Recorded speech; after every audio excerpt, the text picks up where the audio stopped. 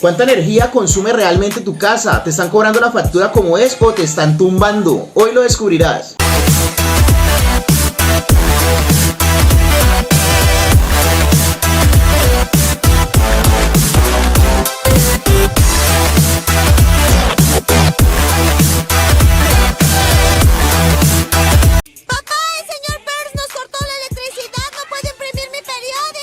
Estas baterías le darán energía a toda la casa.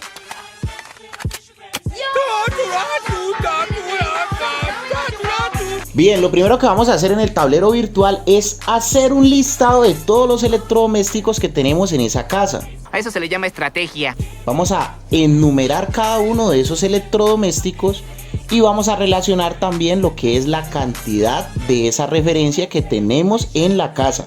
Por lo menos si tenemos 3 televisores, entonces serían 3 televisores, cada uno de 100 vatios. Debemos también relacionar cuántas horas estarían encendidos esos televisores, por lo menos 8 horas. Y lo que hacemos básicamente es multiplicar 3 por 100 por 8. 3 por 100 por 8 nos darían 2400 vatios de consumo día para estos 3 televisores. Los demás electrodomésticos realizamos el mismo procedimiento sobre los demás electrodomésticos. Entonces, por lo menos si el módem Wi-Fi consume 15 vatios por hora y estaría encendido 24 horas y es uno solo, multiplicamos 1 por 15 por 24, nos daría un consumo día sobre el módem Wi-Fi de 360 vatios. Muy bien. ¿Dónde podemos averiguar el consumo de cada electrodoméstico? Debemos buscar alrededor del electrodoméstico la etiqueta que diga la información del consumo en vatios. Por lo menos en el televisor, en la parte de atrás, hay una etiqueta que dice 100W, ese sería el consumo por hora de ese televisor. Hay todo un curso de energía solar esperándote. Suscríbete a este canal y obtén una beca del 80% de nuestro curso virtual en vivo. Más información en la descripción de este video. Muy bien.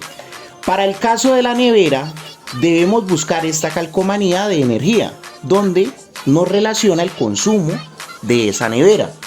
Por lo menos esta nevera nos dice que es una nevera de 240 litros. Estaría consumiendo al mes 30.3 kilovatios. Para saber el consumo día, dividimos este consumo mensual, que es 30.3, entre 30 días. O sea que la nevera estaría consumiendo al día 1 kilovatio. 1 kilovatio es lo mismo que decir 1000 vatios.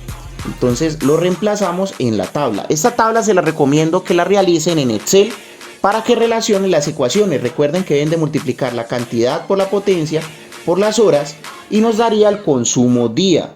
Entonces después sumamos todos los consumos días para tener el consumo total. Por lo menos en el caso de la nevera, pues relacionamos directamente que la nevera en todo el día consume 1000 vatios. Y lo mismo realizamos en los demás electrodomésticos. Por lo menos si tenemos bombillos de 12 vatios, tenemos 20. Entonces lo multiplicamos por la potencia de cada bombillo, que es 12 vatios, y las horas en promedio que se utilizan. Entonces 6 horas. 6 por 20 por 12 me darían 1440. Ese mismo procedimiento lo relacionamos con todos los electrodomésticos.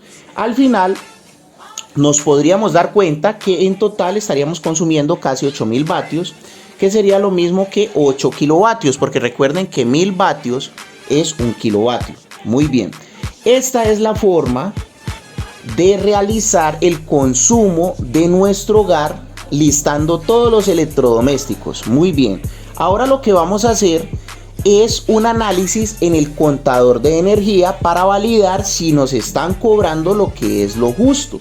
¿Cómo lo hacemos? Por lo menos tomamos una foto del contador el día lunes a las 2 de la tarde y tomamos una foto del contador el día martes a las 2 de la tarde a la misma hora. Este número que está acá es el consumo que tenemos hasta ese momento. Al otro día también vamos a tener otro dato y lo que vamos a hacer es restar el del lunes versus el del martes y nos va a dar una diferencia en kilovatios.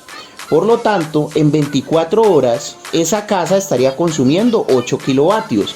Y si el ejercicio que realizamos con el listado de electrodomésticos nos dio algo muy aproximado a 8 kilovatios, significa que el contador estaría contando muy bien el consumo que nosotros estamos teniendo en nuestra casa con estos electrodomésticos.